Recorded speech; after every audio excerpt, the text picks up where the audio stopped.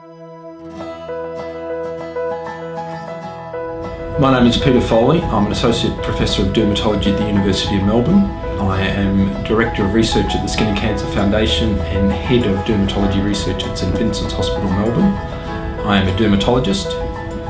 For sunscreens to be effective, they need to be applied liberally to the skin, and they need to be applied at least 20 minutes before we go out into the sun so that the sunscreen is absorbed into the skin.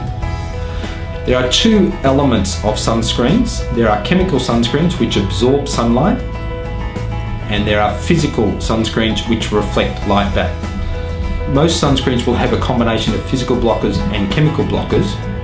It's important though that we choose a product that is suitable to our skin type, so something that's not going to irritate our skin.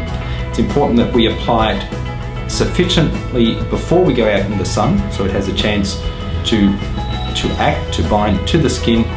But it's also important that if we are out in the sun, if we are active, if we're perspiring, if we're swimming, that we reapply the sunscreen. So it's important that it's not just a one-off.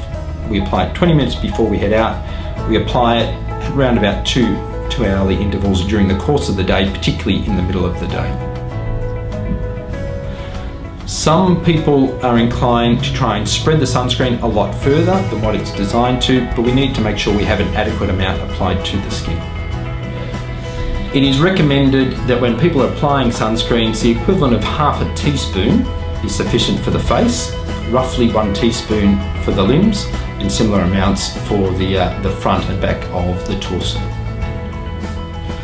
The most crucial time for protection is between 11 o'clock and 3 o'clock in daylight saving time. So it's when the sun's directly overhead, not how hot the temperature is outside. UV levels are related to the position of the sun in the sky, not to temperature. So whenever we are outdoors, we need to be protecting ourselves.